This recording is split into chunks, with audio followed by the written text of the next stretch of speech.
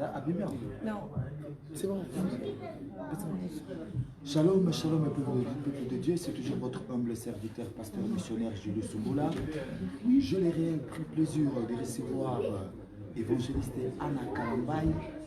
Vraiment, tout ça, la Katia, TV, Tolonacé, TV 100%, Tolonacé, TV 100%. Vraiment, tout Yambi Lelo. Évangéliste Anna Kalambay, tout solo là vraiment de tout parce que c'est une opportunité aux ambassadeurs du sol tout solo là vraiment ceux qui réalisateur na biso caméraman na biso akoki ko côté la biso invité la biso.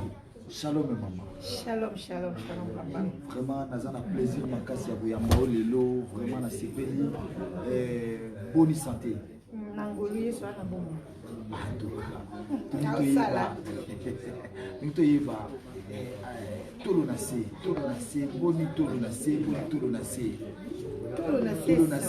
Parce que c'est une question, ça a trois volets de question. TV 100% et Zanini.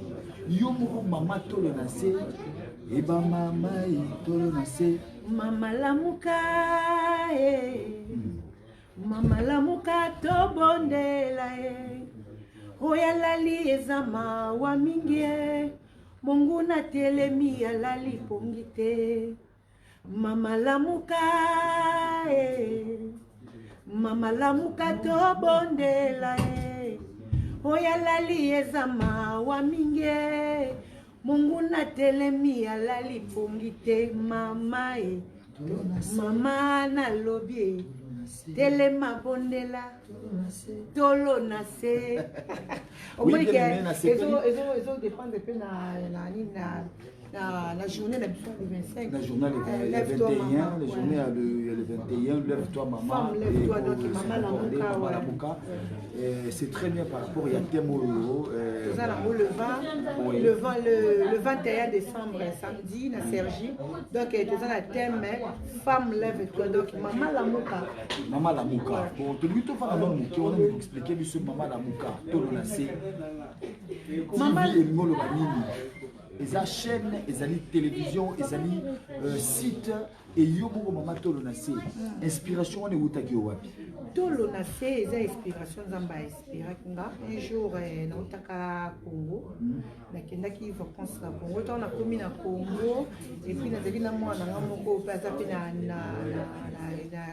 na milieu ya média Tiffany Mokwa responsable de Nazareth TV. Tozaki na yé to lomuki na tongo tozaki na ma démarche il fallait tout ça là. Et puis toi ko na place moko boye na je me rappelle bien ngaba. To kutanzela à passant na tozo le canal serve to kutina ayeba na serviteur moko. A télémisia sergoni ba solo dia. Et puis to basi so solo ngana nga mopaya na uti na poto na zakitini. Yende kumtaza mwana ya kuti wana ngaba ndia kuti qui na serviteur wana ngana ibakiti to basisi ko sona serviteur ndi serviteur na ya serenga loko aisinga binzamba oke no musika zana mama mingi de fois sala na yo zala ka wati oza mopaya ozozonga mena retour na yo nzambe apesi yo vision mo ya ba mama okobanda kosangisa ba mama pona lokumu na nzambe parce que nzambe zana makambo moko boye sengeli asala na basi moko boye mais nzambe aponi yo comme représentant na wow. Aujourd'hui, message biblique de son prophétie de ce Seigneur te examiner. Oui. Tant au Kabouani, na mwana na ngai Tiffany, to continue à faire ma caméra de que nous ça et puis tant où na zongi awa nde prophète Alain, papa Alain Pan. Tant na zongi après 3 jours, papa Alain a moninga jour sur na intercession. Et aussi c'est un maman na nzamba e sangana e biso ke kusana. Yo na mobali na yo, na bana na bino so sengeli ko kusana na présence nzamba. Tout ça en présence pendant combien de jours? Pendant une semaine, il faut que la présence en Zambie. Na mobile na ngaba biso so toyoki nzamba lobi tolinga mako za na doute te na makambo nzamba lobi. Nde to yaki ko to tika kinda to na biso to yaki bana nyoso na mobile na ngaba to yaki ko ta wana l'église.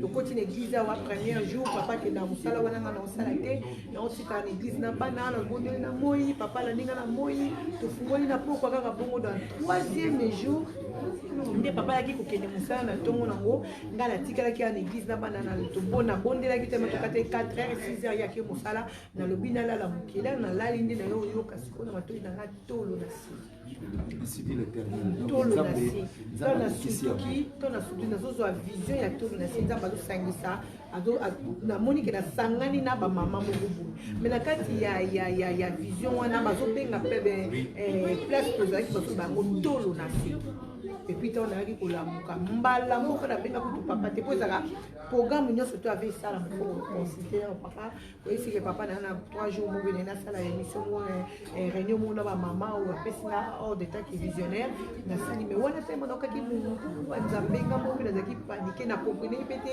eloko nini ekotinga na kotika na Facebook nakomi vendredi samedi dimanche ya date tel bamama boya ebele na adresse moko boye nzambe alobi fo tolala tolo na si donc banda tobandaki premier jour wana ti lelo na ndenge tolo na si.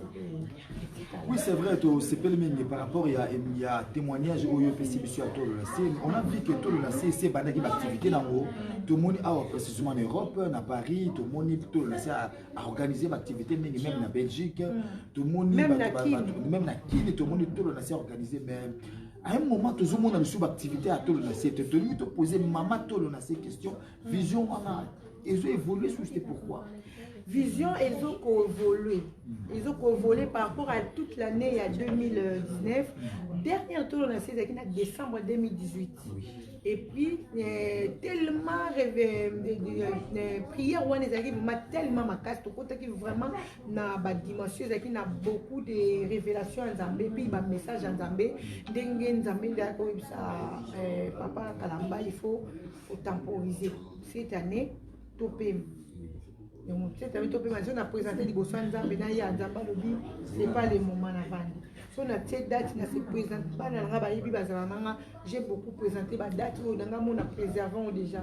Mais l'Éternel a permettre de tout le nasser depuis janvier, décembre, tout le nasser et les ala qui pendate. Mais tout le nasser parce que comme maman tout le nasser déjà dans la vie. Nzamba pesa ki vision ya tolo na se église to na se vision intersection église te bis mama to na se assemblée la capé asala kaza moko ya ba servante na 4 églises même mission évangélique les messagers de l'alliance o ekambami bongo na les garder du temple pasteur Carlos Kalambay moi aussi nazo dépendre parmi ba serviteur ba servante la serviteur donc tout le ces églises tout le ces vision intercession il y a batumo ko sengeli ba sangana batumo ko sengeli ba lukanzambe c'est ça tout le voilà. Donc tout le et pourquoi ça la même mais ceux qui maman tout le ça longa ke Kinshasa tout le nase ke Kinshasa so maman tout le ça longa ke Londres à que ça tout le nase na Londres donc c'est ça vision vision vraiment c'est bien toujours rappeler bien que tout ça na kati ya tout le nase TV 100% donc 100% Jésus-Christ donc ya ngo tout ça na kati tout le nase et tout ko vendre mingi na question on a te tenu to passer rapidement on a vu dans les réseaux sociaux tout le monde na partout tout sur bazoloba toujours dans message partout. Bazo parler sur la fondation moi si à Mokonzi. Batu sur batu nga bemé fondation oyo ezali ya papa Chichite. Eza soutenir pour la moi c'est pour contribuer yeba pour de ngana le bibo comme invité na ngana yambi yemoko maman tolo na c'est expliquer mission sur la fondation moi si à Mokonzi. Pour se troubler maintenant. Tout à la Bible, si je ne me trompe pas, Sarah, avant d'Abraham, mon Seigneur. Ouais. Sarah, avant d'Abraham, mon Seigneur. Comme moi aussi, j'appelle mon mari mon Seigneur. Amen. Parce que nous avons un soutien mingi. Na makamu mingi lo nzamba linga kusala na ngai nzamba tsanga pembeni ya visionnaire moko oyo ke soki révélation nzambe ye na miko partager na ye azara la première personne oyo aiba ko pusanga la kende na sala oyo sa volonté ya nzambe moi si ya mokonzi c'est moi mokonzi wana c'est mon mari. Amen. Quelle révélation. Mokonzi wana c'est mon mari, c'est mon Seigneur. Mokonzi wana c'est mon mari. Amen. Bon na monaki na oyo muki o nzamba zo kanisi la biso na couple na biso na tuna nzambe je peux faire quoi? lelo nini nakoki kosalela yo oyo okokosepela nango nde nakoluka nzambe nzambe akorevele nga bi soki ozwi elamba moko ozalaki nango okabeli motu moko azangaki eza lokola ozopesa ngai nde nakofana na bia nzambe azotinda ngai namema soutien bon lokola na poto awa toyebi koma tovivaka bata na biso pende toyebaka kokima na nsima ntango natalaki naza na papa na nga père spirituel nango tobenga papa encadreur prophète José Yanda na kine na bandali nabi mais il faut na banana nous sommes dans banda fondation il faut na banana nous aide wana na quatre églises là où Naouta parce que je viens de là-bas donc ceux qui le long naza na bon moi mama to na sazo tambola nazolia nazomela pe nzamba zui sous vision na ye akokisi ngo kati nanga parce que nzambe asalela kinga bikamo na nzela ya tata wana en fait José Yanda o nazo ngana na kolobela lelo nazo ngana soutenir lelo ministère na ye o nazo ngana ngolu nzambe na soutenir vision o nzamba pese parce que fondation moi c'est mon kondi et ça fondation ya ko soutenir bon frère ya ko soutenir ba veuve eza soutien ya komemela basi po tomonaka na Congo eza na babasi misusu okende na bamama ye okende na bangali ye okende na bahôpital na bakitambo omona mwana mo ya 10 ans mwana mo ya 12 ans mwana mo ya 1 à 2 ans na mama ne baba na hôpital ekoma vi na bango pourquoi bakoki kobima na hôpital te parce que banda mwana wana botama bama na futa mbongo te ya hôpital bakanga mama na hôpital mwana koli na hôpital donc yango loko wana esala bit wana esalaki ke etelemisanga et puis première sortie ya fondation mwasi ya mokondi mwasi ya mokondi tozokata ngo MMK mwasi ya mokondi MMK eza le 28 au décembre et esalama na église Silo et pas prophète José Yanda na Bandai et na so mona ba photo nango et na ba collaborateur oyo bazo travailler na biso pour na fondation wana to kokabola moi lipa le 28 décembre oyo to kolia na ba veve sika moko baso bazaka mibali oyo ifayaki ta mususu na bonne année oyo ba fêter ta mususu na mobali na mais mobali azate bana moko be faye ba fêter na mama na bango to na papa na bango azate mama na bango azate donc nzamba zolo baki aza papa ya bofere aza mobali ya ba veuve mais yeso kotika lola takiti pour kozwa bango en charge molimo na nzambe ekobanda kokota na esika oyo yango emoni eza disponible ekota pe na motema oyo etikeli ye place pour amema lisungi na ba veuve pe na ba orphelin ya momoni naza moko parmi mutu oyo molimo na nzamba kotelaki nalingi namema mwa moke oyo nzamba azopesanga tolingi toyeba fondation MMK lelo sorti na mozo salema le 28 décembre oyo présence na ye kozala non présence na ngai ezala te parce que représentant yango mosusu aza kuna donc moi je suis nga aza fondatrice nga aza représentant légal nango c'est mon père spirituel donc j'ai mis mon papa spirituel par prophète José Yanda ye moto aza na kini ye moto akoyamba makambo nyonso na église isilo eza mpena na adresse nango lukula numéro 8 bandal sikini donc tobengisi bato nyonso tobengisi bato nyonso tu yesu masi ateyaki liloba me na moma moko mpe boavandisaki bato fengeli balia ta lipa o bazwa makasi merci beaucoup yesu masi avandisaki bato na moma moko me yesu masi ye moko aportaki lipa wana te atunaki boza na nini parceke lelo tomoni mama fondation mama mokonzi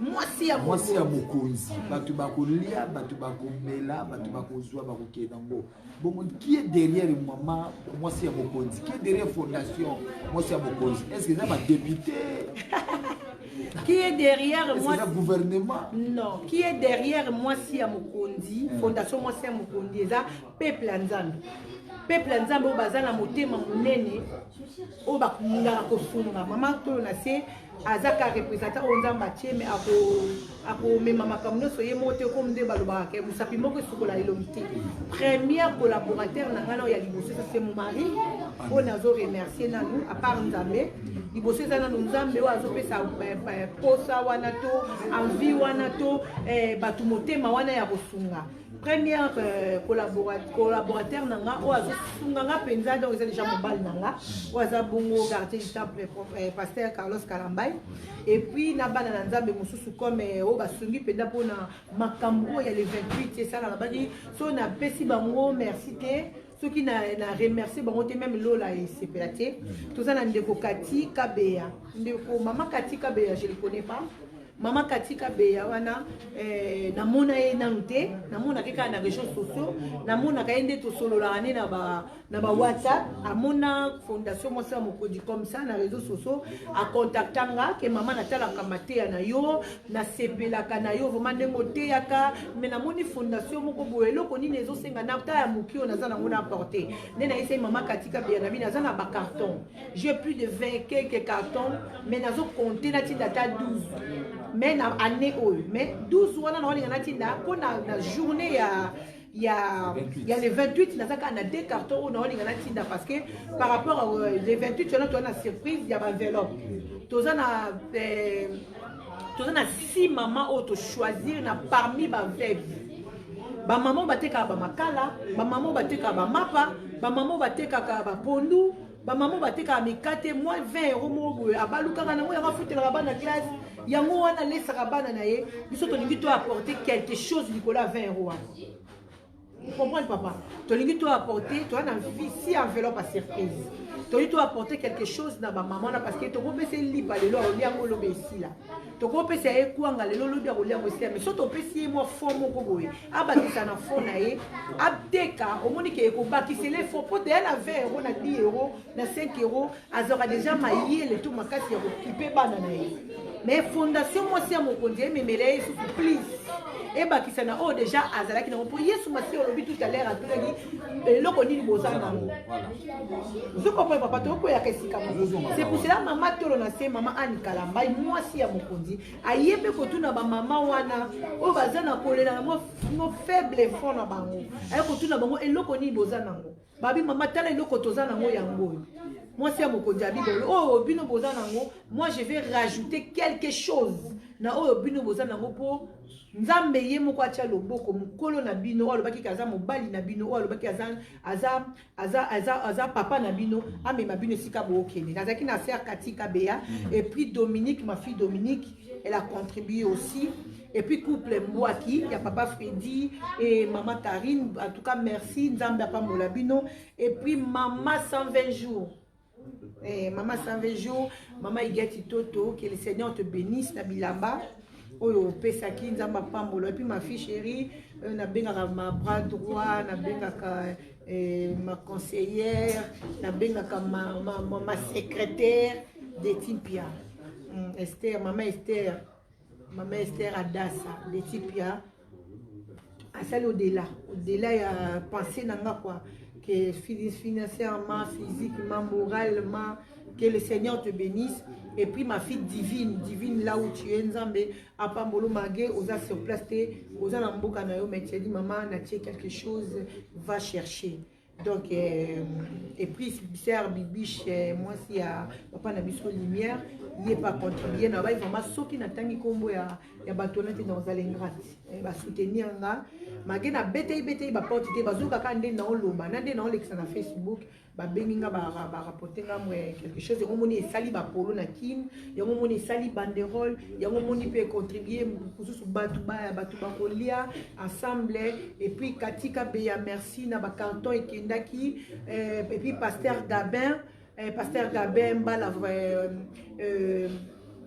agence Pissom 23 yango mote sombaki po ba carton ekoma na kini ba ofele ba ve bazo moi blouse ya rolata moi les 31 bazo moi chaussures bazo moi culotte ata moi cinglé ata moi robe moko boye et kolo akozanga te ko pambola sika nyonso to ani kolo akozanga te ko pambola toliki to yeba na kati ya fondation mwasi ya mokonzi adhésion eza ndenge nini comment bato bakoki kosadere ndenge nini bato bakoki kokoma bamembre bakoki kozwa yo ndenge nini adresse oyo ezali awa précisément na France et puis bato bakoki kokoma parce que naza na maman Timba yakala o Mbula servante de Dieu maman Irène Ngalibali tozali na ba maman Chantal, maman Dorcas, tout ça, peuple de Dieu, il y a centre de la parole du Saint-Esprit charismatique.